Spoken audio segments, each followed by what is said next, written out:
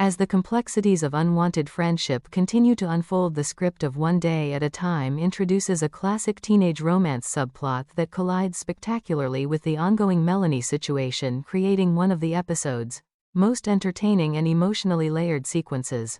Cliff Randall, the charming and somewhat oblivious object of Barbara's affection, enters the story through a long-awaited phone call, bringing with him the excitement of Grateful Dead concert tickets and the promise of youthful romance. Yet this potential bright spot quickly becomes entangled in the drama of Melanie's clinginess, resulting in a painful confrontation that tests Barbara's values of honesty and kindness. In the cultural landscape of 1970s America, where rock music served as both soundtrack and symbol of youthful rebellion, this storyline captures the exhilarating yet treacherous terrain of high school crushes, peer loyalty, and the awkward navigation of emerging romantic desires amid family and social pressures. The sequence begins with Barbara still recovering from the poetry fiasco and the Melanie invasion when the phone rings. Cliff Randall is calling, and the immediate shift in Barbara's energy is palpable. Having waited anxiously for his attention after his breakup with Susie, Barbara's excitement is infectious. The Grateful Dead concert represents more than just a date, it embodies the countercultural spirit of the 1970s. A time when rock concerts offered teenagers a sense of freedom and community in an increasingly uncertain world. References to screaming so loud one cannot hear oneself and the band's legendary status ground the story firmly in the era's youth culture. Schneider's presence during the pants heaving scene adds comic counterpoint, his playful banter about virtue and temptation, lightening the moment while highlighting the protective yet permissive atmosphere of the Romano household. Anne Romano's influence remains a guiding force even as romance beckons. Her earlier advice about honesty echoes as Barbara grapples with how to handle Melanie while pursuing her own interest in Cliff. The script deftly weaves these threads together, showing how personal desires inevitably intersect with social obligations. Barbara's internal conflict intensifies when she agrees to accompany Melanie to the burger shack to help her connect with Cliff. A decision born of guilt and a desire not to appear cruel. This well-intentioned act sets the stage for the central misunderstanding and confrontation, illustrating the episode's recurring theme that good intentions can sometimes lead to unintended emotional harm. The burger shack scene is written with sharp observational humor and keen attention to teenage social dynamics. Melanie's nervousness and reliance on Barbara for conversational support create awkward but relatable moments. When Cliff arrives and waves, the energy shifts dramatically.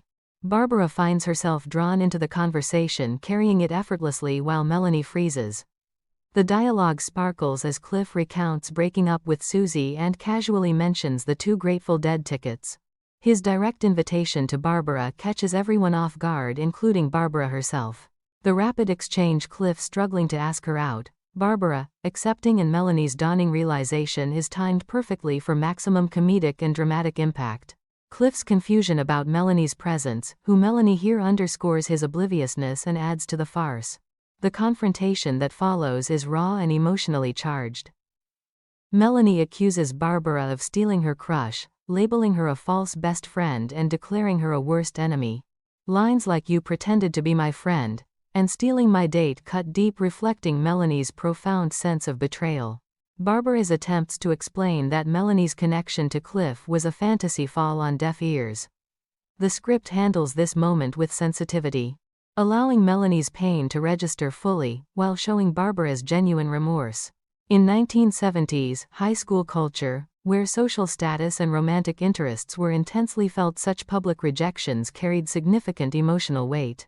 The episode uses this drama to explore the blurred lines between helping a friend and pursuing one's own happiness, a universal teenage dilemma amplified by the mobility and social flux of the era. Character development reaches new depths here. Barbara is portrayed as a well-meaning but imperfect young woman whose desire for normal teenage experiences clashes with her growing sense of responsibility toward others.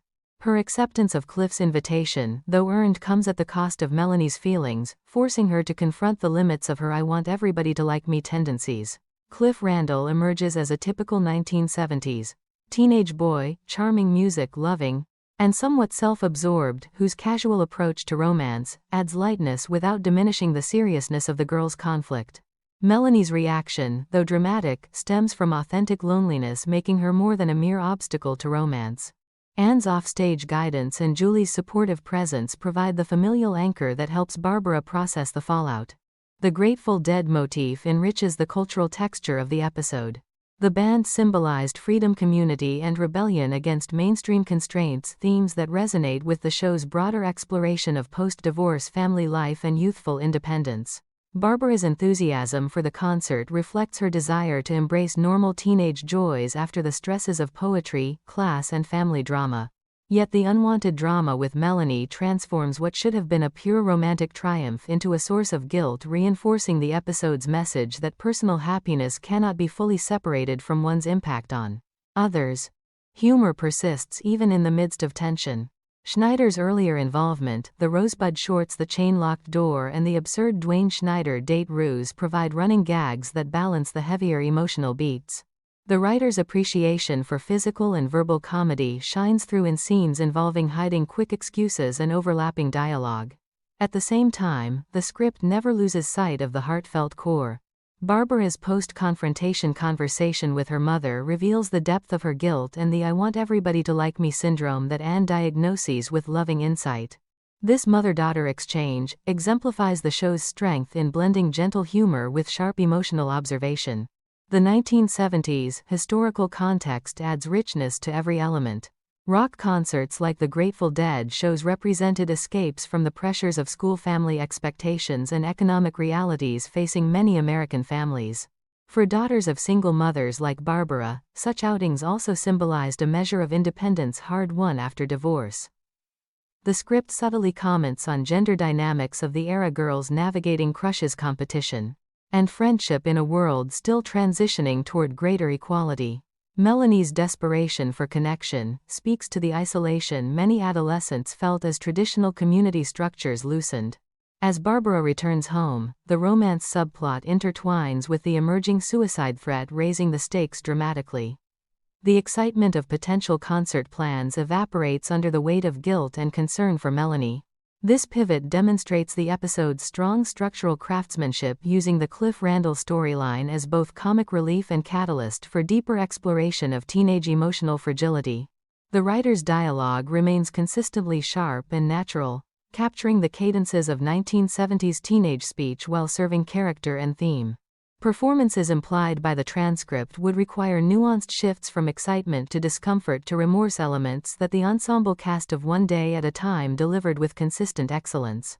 The episode's warm perspective celebrates the messy realities of young romance without romanticizing them, acknowledging both the thrill and the collateral damage. By the conclusion of this section, the audience feels the full weight of Barbara's predicament. The Grateful Dead tickets, once a symbol of carefree fun, now represent complicated choices and unintended consequences.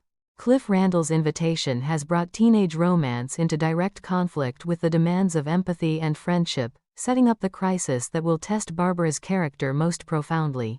This part of the episode masterfully balances lighthearted, youthful energy with serious undertones of guilt and social responsibility.